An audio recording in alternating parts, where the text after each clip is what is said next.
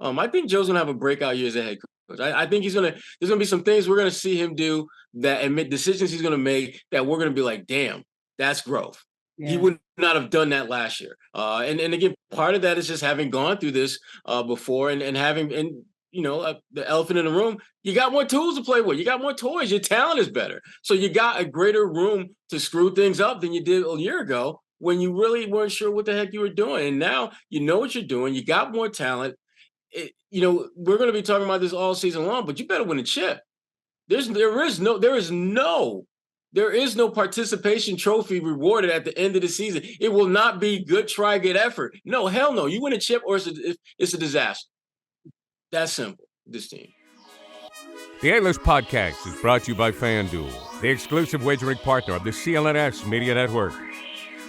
Hello, everyone. Welcome into the A-List Podcast. Sherrod Blakely, Gary Washburn, and Kwani Lunis. We're here at your service as we continue to wind down and get ready for this NBA season.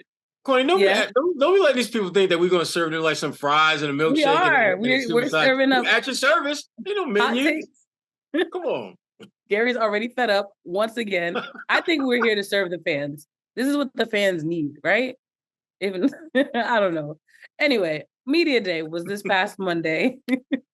Let's just get into the recap. Actually, before we get into Media Day, because there is a lot to unpack from it, specifically, we'll talk about the big blockbuster move that happened the day before Media Day, which was very timely. Jrue Holiday to the Celtics. In exchange, Robert Williams, Malcolm Brogdon. What did you two make of that trade? Were you surprised? Because honestly, I wasn't. I don't think anybody was shocked by it, but to me, it just reinforces the fact that Brad ain't messing around. Brad is all about getting that chip now. He ain't trying to build for the future. The future for Brad is October 10th, October 15th. He's not thinking long-term down the road. He's trying to put a team together that compete right now. And, getting Jrue was just a genius move on the heels of what Milwaukee was able to do when they got Dame Lillard. Because not only do you got a guy that is intimately aware and knowledgeable of that organization, the Milwaukee Bucks, but you got a guy from a positional standpoint is exactly the type of player you're going to need if you have come across the Milwaukee Bucks in the playoff and you got to deal with Dame Lillard. Now, he's not going to lock Dame up. Nobody locks Dame up, but he can make life difficult for Dame in a way that very few players in the NBA can do. Yeah, I thought it was a good deal. I thought the Celtics needed to go after it. They needed to inquire about Jrue Holiday. And I think it was good for Brad Stevens to make that call to Joe Cronin and say, listen, what will it take? And we have the components that you need. Malcolm Brogdon was obviously going to have to be in the trade. Robert Williams, I think it will hurt down the line in terms of the defensive prowess in the paint, in the front court, rim protection. But how much could you really rely on Robert? And I'm not ripping him or whatever. He's just never been healthy throughout his career. And I think the approach with Robert was you're just kind of waiting for the next strange injury to happen. So for me, I thought it was a good move. I thought he fits perfectly because the whole Derrick White's going to play point guard. I wasn't so sure about that. I'm not saying Derrick wouldn't try his best or do a good job, but to hand a championship team to Derrick White and be like, he's going to be our point guard first time, really full time, I thought that was a little bit, I had a question about that. Now you plug and play with Holiday. He is your point guard. He's your Marcus Smart replacement. That makes the Smart trade look even better because people were questioning the Smart trade. But now you look and you're like, well, any Celtic fan would say, well, if we can replace Marcus Smart with Jrue Holiday, they do it. And that's exactly what happened. So I think they're going to have to find a big out there. Maybe it's, Wenyan Gabriel, the Keita kid on the two-way contract. They're going to have to find an energetic big to cause some havoc in the paint. And I think they can replace Robert with that. And they're going to have to be careful with Horford and Porzingis. But I also think it's a great deal. You're the best starting five in the league. A motivated Jrue Holiday. Remember, as we all know, Milwaukee, he said he wanted to stay in Milwaukee for the rest of his career, and they trade him 2 days later for Dame Lillard. He's motivated. He's not going to be a Dame stopper, but he will be the primary defender on Dame Lillard, and he just gives you that defensive presence that I think Marcus, Rookie of the Year in 2022, Rookie of the year, defensive player of the year in 2022, did not have a good defensive year in 2022-23. Now you get a guy who's going to be the head of the snake defensively. He's going to push Jalen to be better defensively. He's going to push Jason to be better defensively. They're going to focus more on defense this year, and I think it's a great acquisition. He's still in his prime. It's not like, well, he's kind of slipping a little bit. He's coming off an all-star season, Olympic gold medalist. So I think the current guys will have to get used or try to get used to the new guys coming in, but eventually they will, and I think it's also going to be fine. Yeah, so you mentioned Wenyan Gabriel. I think a fun local note is the fact that he's from New Hampshire. I know he played in New Hampshire, but his sister actually played at Boston College women's basketball. So very much. Wow. Yeah, I would know that. Anyway, what do you think he brings to this Celtics roster if he ends up sticking around? What do you got, Gary? Energetic, 6'9". Obviously, he's not like a 7-footer. But energy, because Rob ain't 7 feet. So you don't need to be 7 feet. You need to have energy. He can dunk at the rim. He's gonna chase loose balls. He's gonna chase rebounds. He's gonna be active. He's young. So I think it's a great move. You know, he's raw, right? He ain't polished. He ain't, Bob Lanier, in the paint in terms of scoring. He ain't Jokic, but this guy will give you energy. And that's all they need. They don't need this polished post player. They need a dude who's going to go in there, cause havoc, take a charge.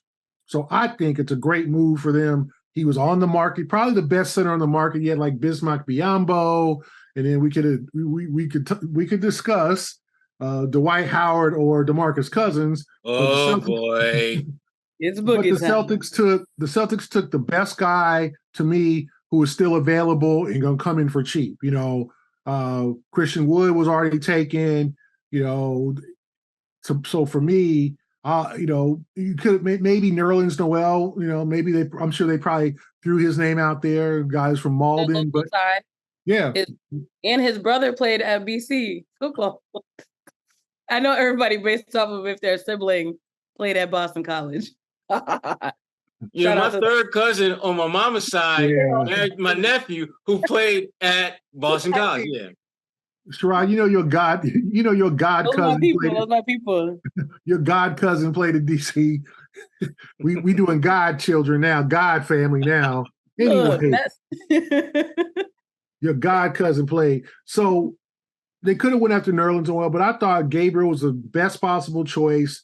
And then don't sleep on the kid from Sacramento, Nikita. Now, obviously he's got on a 2-way contract, but those two guys should come into camp like, listen, we got minutes to game, because Luke Cornett is now kind of your backup center. And I think we all like Luke. He plays hard. He does but he's not no rim protector. He can hit a three. He's going to make the pass. He's not really aggressive around the rim. So Keita and Wenyan Gabriel should come into camp thinking, you know what? We're going to take somebody's minutes here. They're open. They're free. Al Horford's not going to play 82 games. Porzingis not going to play 82 games. So who's going to fill those minutes? It's up for grabs. Get ready for the NFL season with incredible offers from FanDuel, America's #1 sportsbook. Right now, new customers can bet $5 and get $200 in bonus bets. Guaranteed. That's guaranteed. Plus, all customers who bet $5 will get $100 off NFL Sunday Ticket from YouTube and YouTube TV. Now is the best time to join FanDuel. It absolutely is. The app is easy to use, and you can be on everything from spreads to player props and more. So visit FanDuel.com/Boston. Kick off the NFL season with an offer you won't want to miss.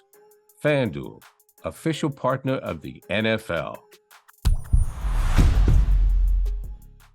All right, so let's get to the day that everyone wants to talk about, Media Day. It's official kickoff, really, of the NBA season. Gary, you were there. What were your biggest takeaways? Let's start with that, because I had my shenanigans that I was able to pull off, as you probably saw online. I saw that. Yes. I'm going to talk about it, but I'm going to let you do the serious talking first. Honestly, I felt like it was overall positive day. Like, obviously last year with the situation with Ime and Brad having to explain all this stuff, it was just a mess. It was chaos. This time there was kind of a collective sigh of relief from the players. And then I think a lot of them felt still trying to grapple with the Holiday trade, but I think they understand the league's a business. They're a better team. They have much admiration. And I think it was interesting that Jalen and Jason both kind of admitted it took them a while to get over the Marcus deal. Like they weren't over it, and they're going to miss him, and he's their brother, and they party with him at his wedding, and there's a bond there that's not going to it's going to continue, although he's in Memphis. But I also thought the consensus was, hey, we're ready to win a championship, and Jrue Holiday makes us better. And that was it. Jason was kind of like, I know what y'all want to ask me. You want to ask me about Paul. You don't want to ask me about this. Like Jason was kind of over it. I think he had done so many interviews, by the time he got to us. So he was kind of like, all right, what y'all want? Jalen was fine. I think Jalen, said that he wants to be another development. He wants to be one of the better defenders in the league. He feels like he needs to step his game up. And I think Joe admitted that, hey, I didn't emphasize defense as much last year because I thought everybody should know y'all got to play good defense. But this year, it's going to be more of an emphasis. Scoring is going to be great. This is going to be a good offensive team. But you know what? We need to stop teams. And I think was a key element. Like, I'm not going to just run it back like last year and hope everybody understands. Like, I'm going to put a defensive emphasis on this team. And obviously with the coaches, Sam Cassell and Charles Lee, that will help. So it was an overall positive day. No real standout. Obviously, Jordan Walsh is a good young guy, good personality. Big personality. Kristaps seems like a real Also, pro. Mm-hmm. So a good locker room. And we obviously did not get a chance to talk to Jrue Holiday. He's in Boston. He's at the facility, but the trade is official, but the physicals haven't been done, all completed yet. So we'll talk to him this week. So I just think the consensus was, our feelings are hurt about the Marcus trade, and we hate to lose Rob, but you know what? It's championship time. I think that's what the theme that came out of Media Day. I definitely agree with that. Yeah, sorry, Sherrod. No, I was just going to say that the person whose voice I really wanted to hear from was Joe Mazzulla. Because Joe is the one guy that when you talk about going from one year to another and you talk about growing from one year to another, it's easy to look at Jaylen Brown working on his left hand. It's easy to see Tatum maybe want to add some weight or do something on the court. But when you talk about head coaches, it's a little bit hard to discern where their growth is going to come from and whether they recognize the need for that growth. And it was really good to hear Joe talk about the need to be a better defensive team and him to explain why. From his perspective, why they weren't as good. He did what I think a lot of us do is we make assumptions about things based upon how things were in the past.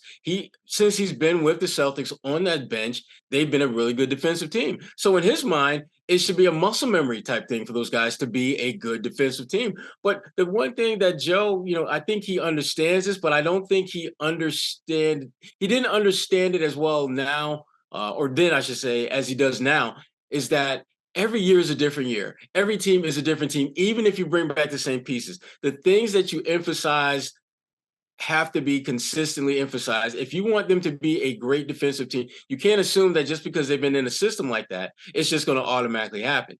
And so I think for Joe, that's the big takeaway for him, I think, from last year to now. And I think it's going to make him a better coach. I think he's going to understand how to utilize timeouts a little bit better. I thought he got better as the season went on in that regard. I'm looking for him to be one of, if not be the most improved element on this Celtics team, because if he can step his coaching game up, the talent is there. They're going to be good enough from a talent standpoint to be one of the last teams standing. But can Joe be that difference maker to get them over the hump as a head coach?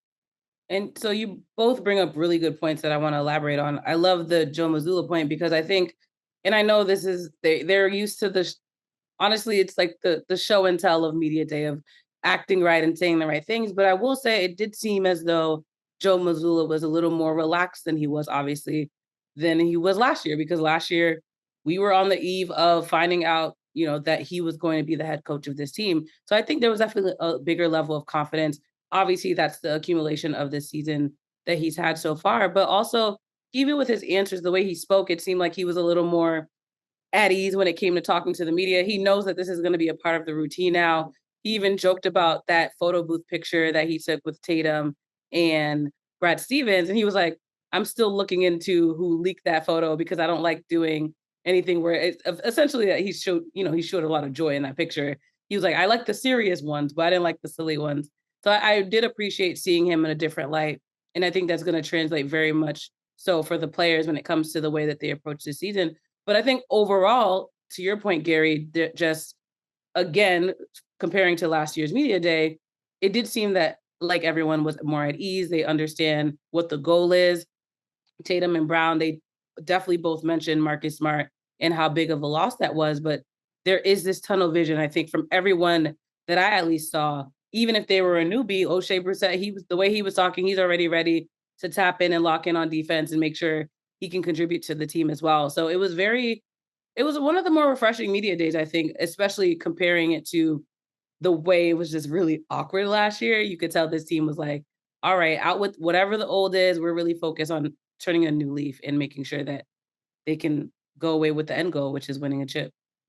Well, O'Shea Brissett, that's Gary Washburn's defensive MVP. So, yeah. We know he's going to ball out. Yeah. We know. But think about this for a second. Think about just being like employee number 67325 on Monday. And then within days of that, you're running the show. And like literally they just tapped you on the shoulder and said, hey, yeah, what's up, boss? You running the show. Here's your clipboard. Here's your whistle.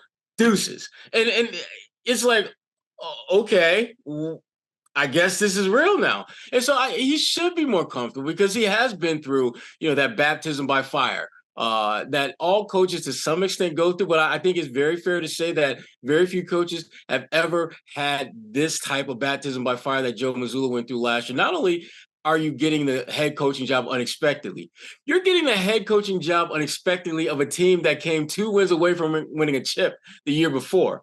And while you were on the coaching staff, you weren't on the front line. You literally were not on the front line. You were second row Joe last year. And so for him, I think it's great that he went through all that because it is going to be to his benefit and his Celtics benefit having gone through all those rapid fire changes because now, he's built up a certain level of comfort and ability and knowledge of how to be a head coach that I don't know if he would have had a more traditional path to being a head coach, he would understand and appreciate and frankly be able to deal with and deflect when needed to.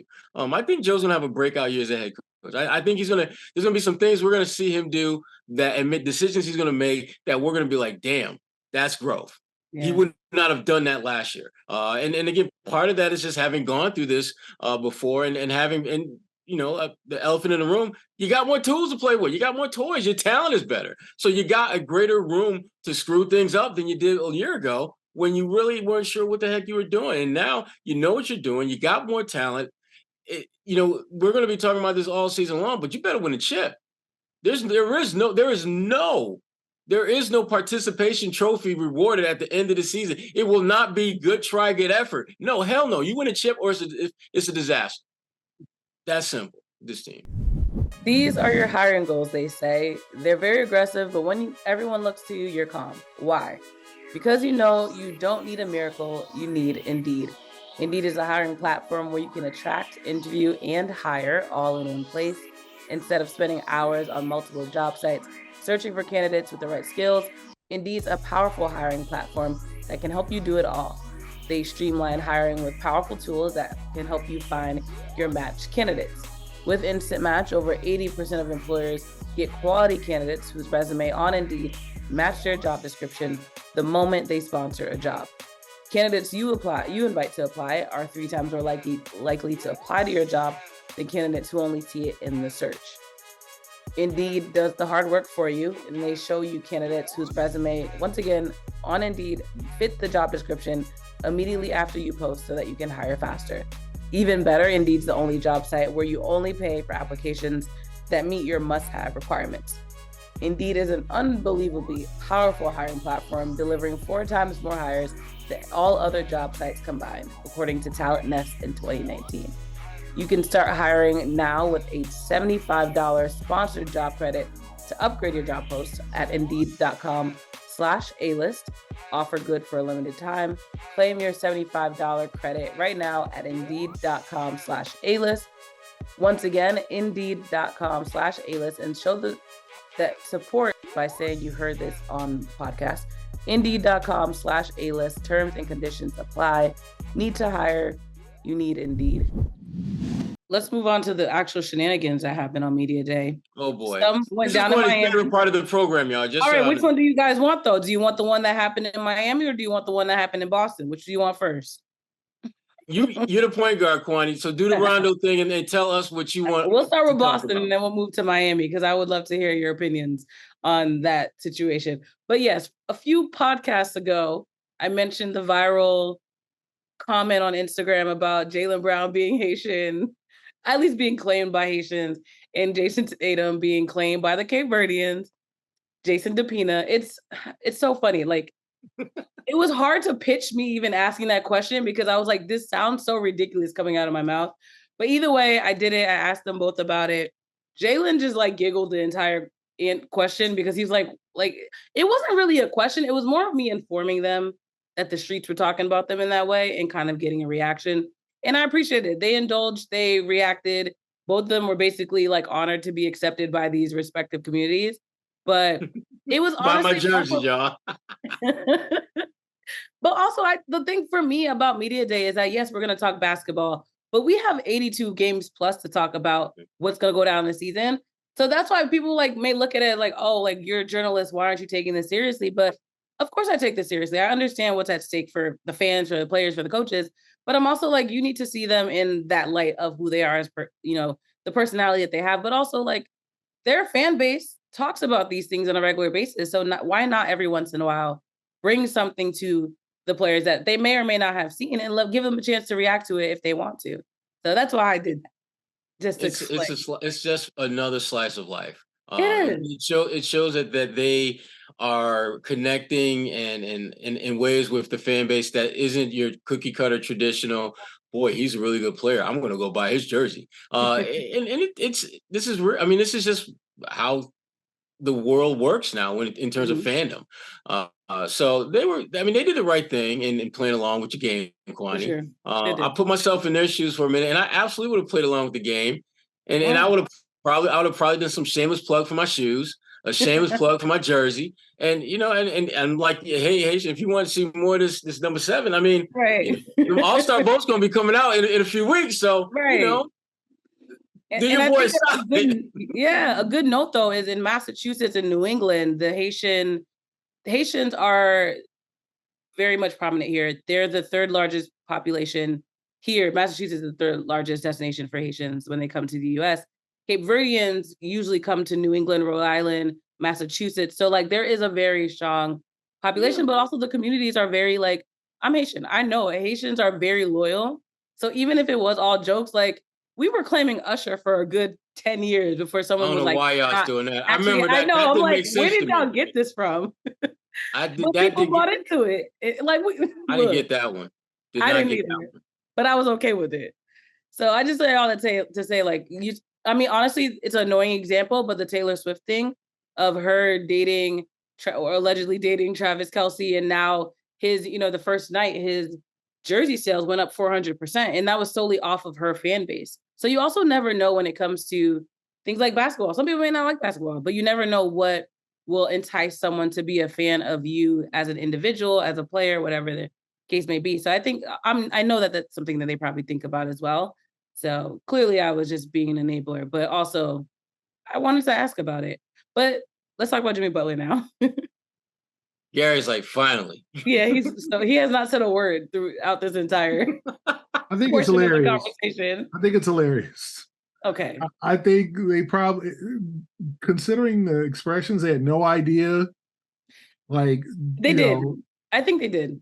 Jaylen had definitely seen it, and someone had told me that he had been initially the one who told Tatum when it was going viral like a few weeks ago. But I think also they're probably just like, why the hell is she asking this? Yeah. I don't blame them. I honestly, like, I've been covering this enough where I'm like, you gotta like, well, it's whatever. Like, I don't think they're gonna judge me based off of that question. Well, I thought it was entertaining. See, and yeah, it's media day. You ask them all kinds of strange stuff. You ask them the fun stuff. They should be. What kind of treat would you be? Yeah, not all that, Sherrod. Christmas tree.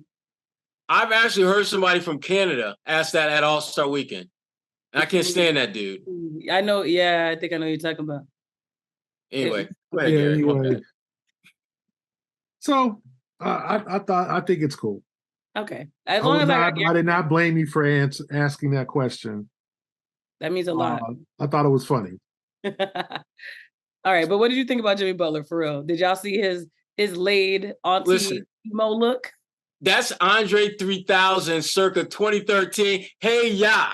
That's what that was. But meets somebody's rich auntie that just got her hair done for church on Sunday. It was like all of the things. But also Jimmy Butler has trolled us at least the last two media days of getting a hairstyle that he knows is going to be in the graphics for the rest of the season. And do something different during the season. So now we're going to see emo Jimmy the entire year. I'm entertained by his shenanigans as well. I can't lie. He is entertaining. Okay, like the whole thing is, okay, here's the thing. Okay, break it down, brother Gary. This is not, people are talking about, who are they comparing him to? Who'd you just say? Everybody. There was he said Andre 3000. Oh, no. I saw a bunch of memes. No. Yeah. What do you think? I'm gonna predate you again, Kwani. He looks like an artist named Jermaine Stewart. You don't have to take your clothes off to have a good time. You don't have to take our clothes off. Jamel Hill quoted that, actually. Yeah, I didn't get it. Exactly. I didn't get it. Okay, I get it now. Okay, you got that was like from 86. So you gotta look at it. Oh my gosh, it is. Basically, please Google it, people. Okay, I'm gonna break it down to you, Kwani. So in the mid-80s, there was this campaign about, like you don't have to always, like sex is not always the answer for teenage. They were trying to calm down teenage pregnancy. So remember, Janet Jackson, if you haven't heard the whole Control album, please listen. She did Let's Wait a While. That was like a message, like, let's not do it. Remember, she's in the album, she's supposed to be like 18 or 19, and her boyfriend, and like, she did, and then she did a dang sequel when it's called Someday Is Tonight, which was like a few years later. But she did Let's Wait a While, which was like, oh, Janet, don't, abstain. It's great.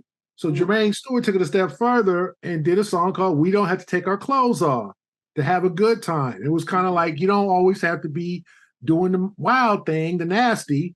So it was a cool song, but he had the mad perm. I see it. You see it? It looks accurate. Were they paid to make those, to like, was there a, like the ad council? No, they weren't like paid. I think he might have gotten awards. It was like, but he had a song and it was a hit.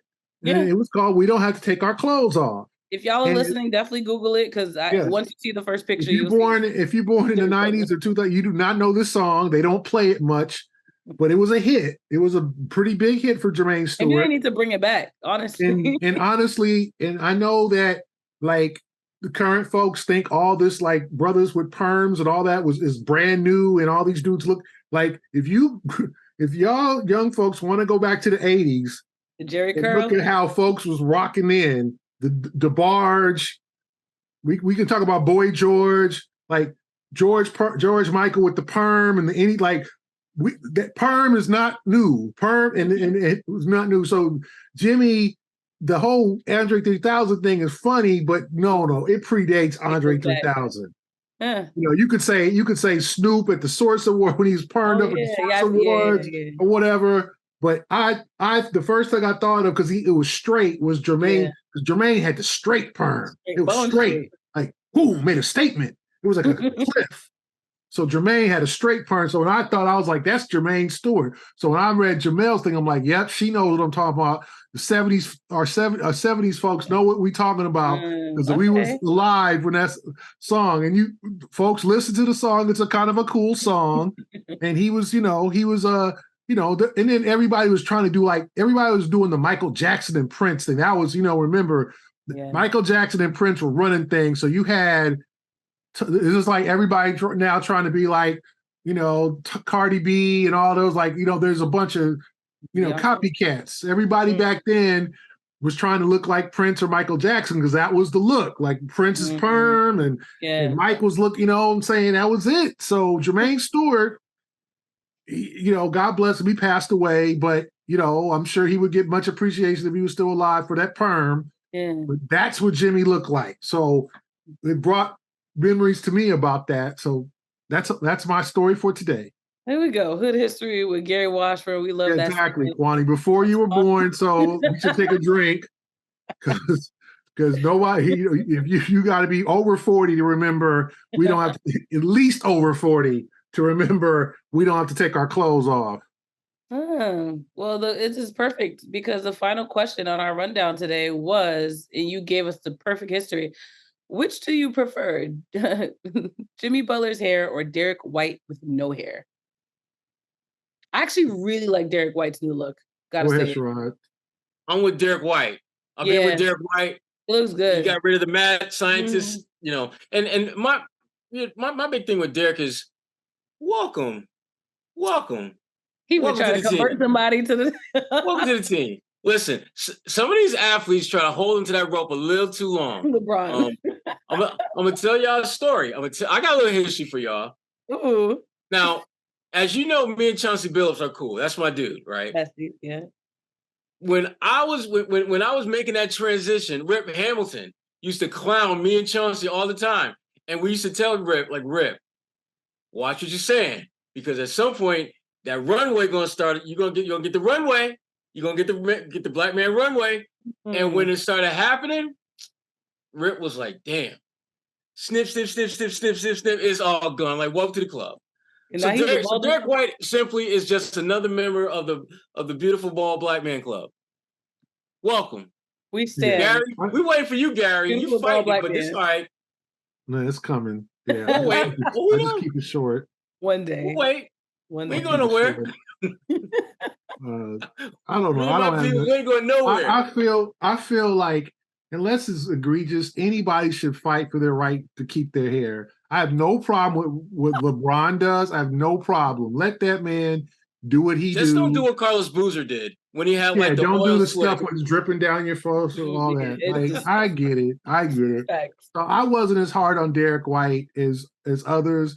I think it's a good look for him. I'm sure it's probably, to kind of see what he looked like. Not everybody, let's be honest, not everybody has a great looking head. No, for sure. Not everyone can rock the baldies. So some people keep their hair and they're saving themselves and they're saving you from having to look at their head. Right. So not everybody, Sherrod, has a perfectly bald head, all perfect shaped, and it's like no, not everybody has that. Yeah, Sherrod. So stop it with the you come on, man. All the fools who say that are the ones with the perfect ass heads. Like, not everybody has a perfect head. So that's the thing. He's like, I remember how I know my head. I know how it looks with no hair. So I have no problem with what Derrick did and what Derrick's doing. Right. And I have no problem with LeBron. And I have no problem. I'm not the hair judge. To each their own. I love that. Each their own. I love it. And whatever you do or whatever. We'd all, but I say, Sherrod, it's always the brothers with the perfectly shaped heads that are like, oh yeah, what's wrong with you? Come on, yeah, you don't know how some of these brothers, you see some of these dudes with dents in their hair and all that. They don't want to, it's true. It's sad. It's like, you don't want to see all that. And they don't want you to see all that, so let Derrick do. I'm happy for Derrick. I was not hard on Derrick or whatever. I know NBA and TNT and Shaq and Barkley. Yeah, people have jokes to make, I think that's what probably started when they were laughing at him. You'll never find a hair like mine and all that. Like, Shaq is terrible.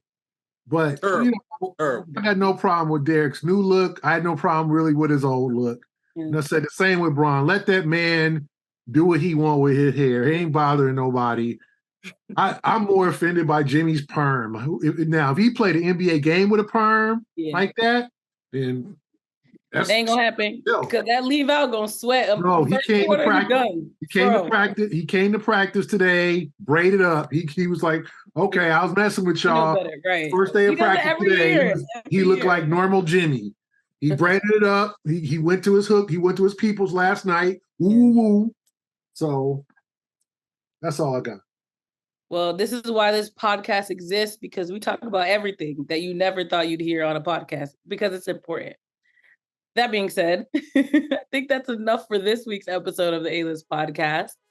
Make sure you share this episode with a friend. I think this was one of our more entertaining ones. So send it to a friend that's really excited about the Celtics season being very, very, very close by. And we'll be back next week, as usual, for Sherrod Blakely and Gary Washburn.